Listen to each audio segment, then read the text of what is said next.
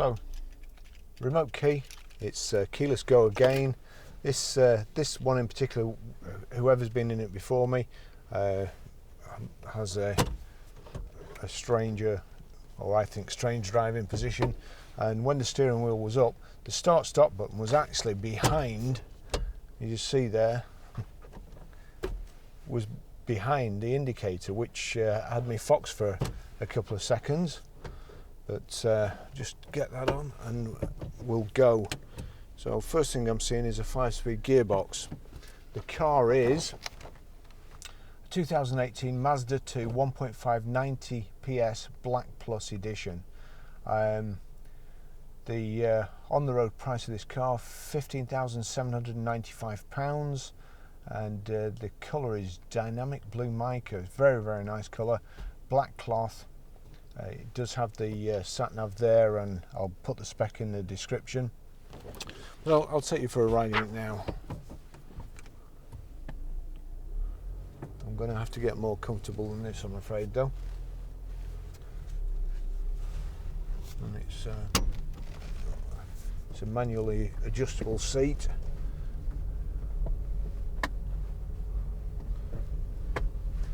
Looks like a well-finished car. Nice spec, kind of a crisscross pattern, piano black inset there, and you've got imitation carbon fibre on the doors to match that patterned effect.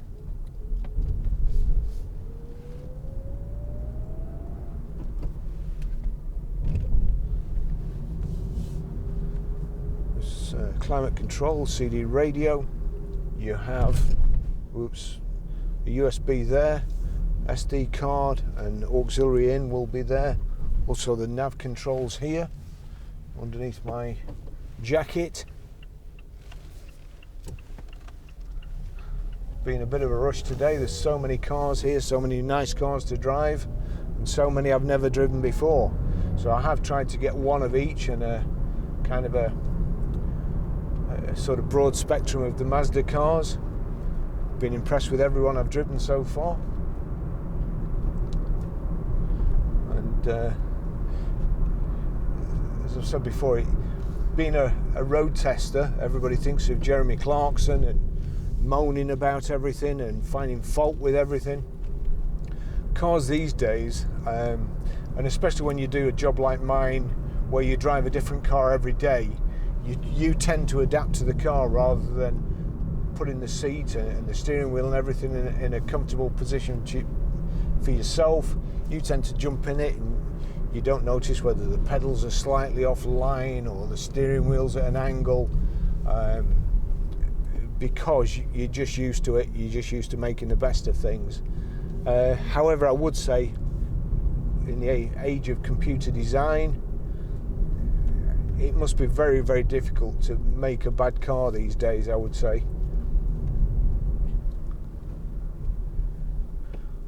I was also listening in the briefing about the new engine that Mazda are working on, which seems very forward thinking.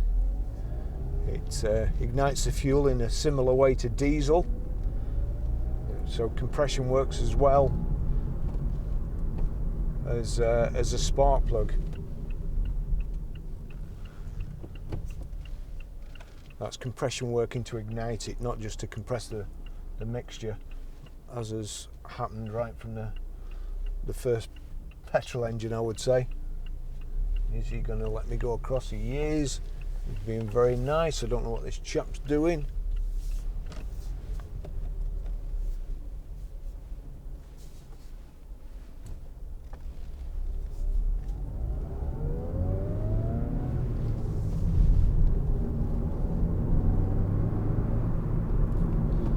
I think this come out in this Mazda2. It's probably more in line with our customers and probably more in line with my followers on YouTube to drive. So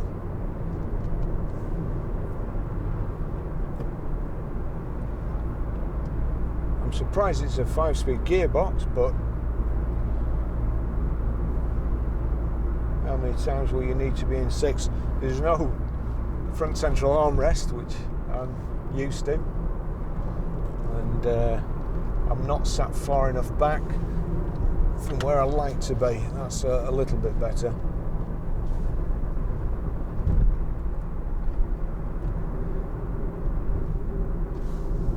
After all, I wouldn't want to be in the position of not letting me YouTube viewers tell me I sit in the wrong position, and I sit way too far back.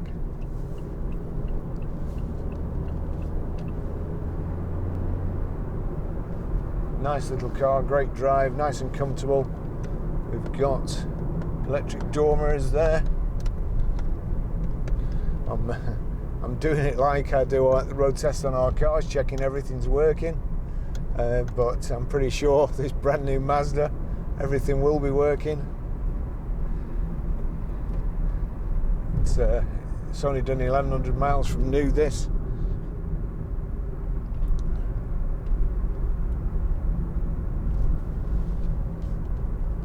Good specification. Let's just see.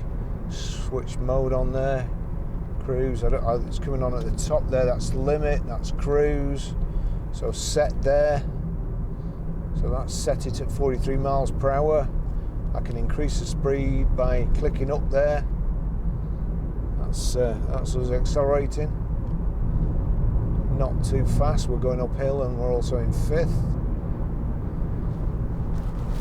Left hand side, we've got a bit of a departure from the other Mazdas I've driven.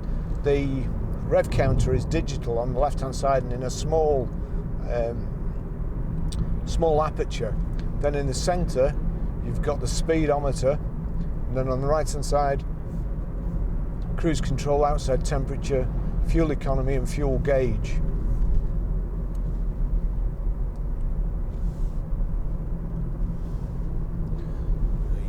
Just cool this down a bit, it's pretty warm.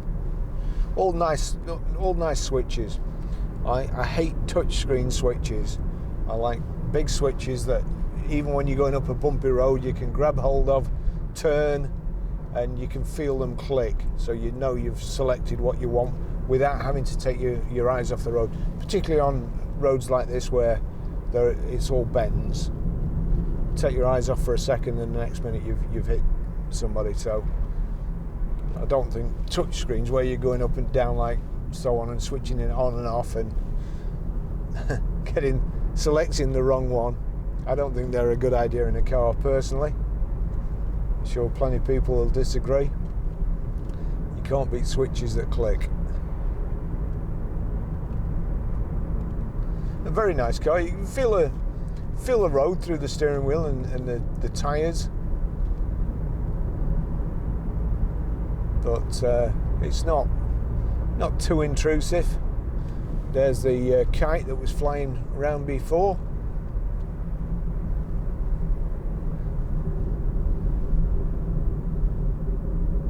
Just riding the thermals.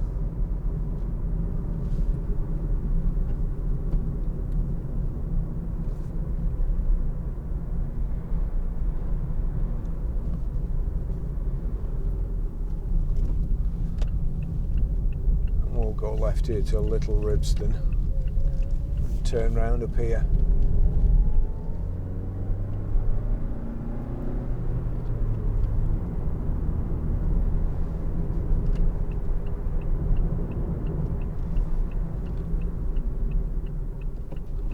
Guy in a BMW trying to run up my backside.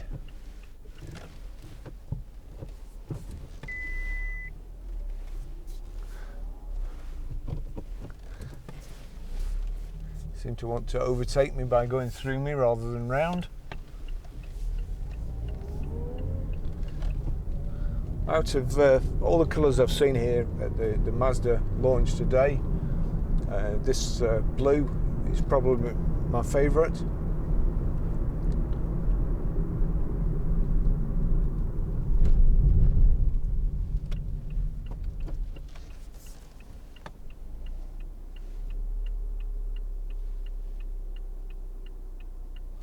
with telephone controls there as well, so no doubt this car's got Bluetooth, hands-free, and also audio streaming. Thanks for letting me out. You could have just stopped, let me out, and got round as well, but no.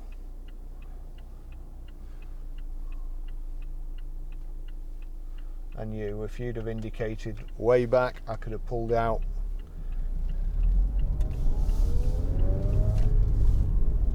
Apart from that, it's been a great day.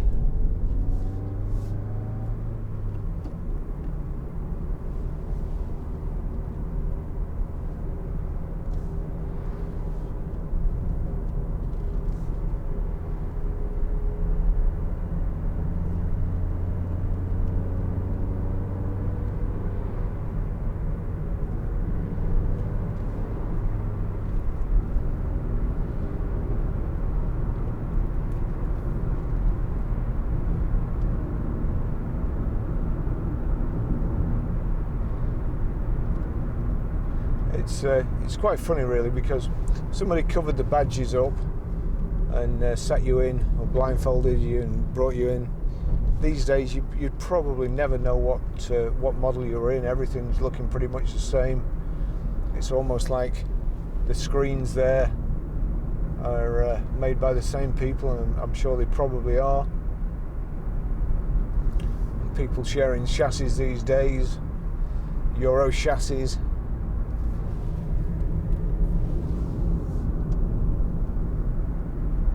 Which is probably the best way. Why design the same thing on a different computer that's going to come out pretty much the same and cost more money?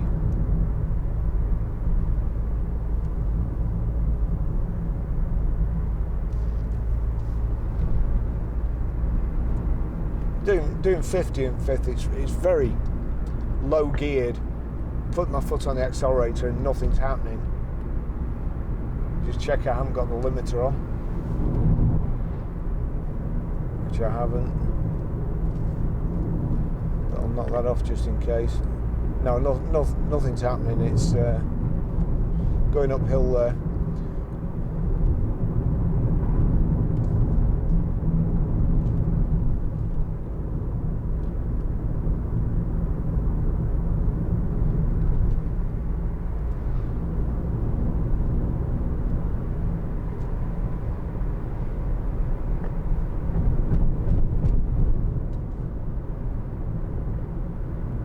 So I've got my foot flat to the floor there going uphill, and unless I change gear, it was only going to pick up speed very, very slowly.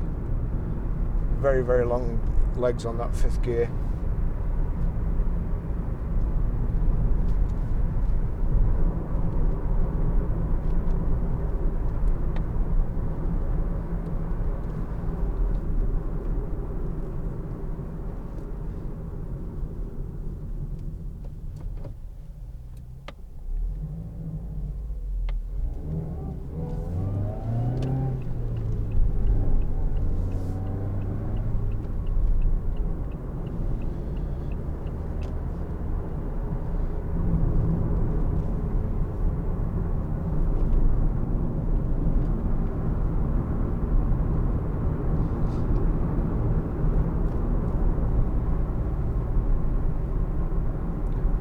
The music there, music system, home, again, £350 you can get Apple CarPlay. It's not already in, which to be fair I'd suggest you get, because it's very handy.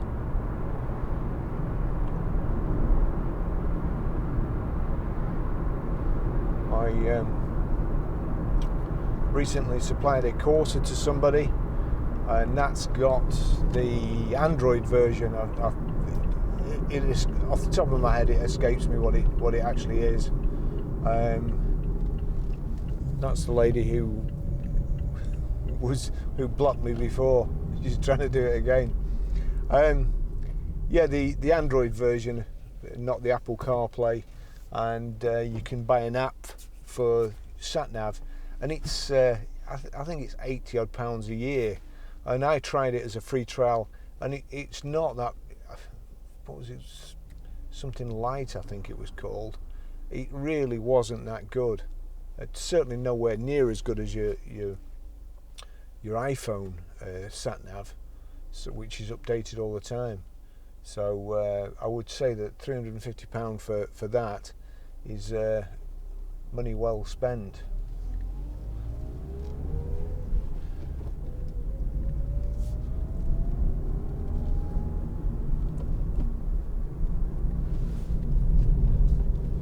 I think, as I say, your phone being updated all the time, you're never going to have a problem. Like when another manufacturer lent me a car a few weeks ago, and I took it to what I thought was a nice place to drive and photograph it, and I was heading for a certain place, Jubilee Tower, and the sat-nav took me up this country lane and then basically a dirt track. As soon as I got on the dirt track, I realised I was probably in the wrong place, and I saw a farmer, and said, "Can you get to Jubilee Tower this way?" And he says, yeah. He says, just drive through that ploughed field, over the side of the mountain, and it's right at the bottom. Which in other words meant, no, you can't get this way. But I've been asked that many times, I'm fed up. So it'd just take me completely the wrong way round. Whereas I don't think I've ever gone wrong really with my iPhone.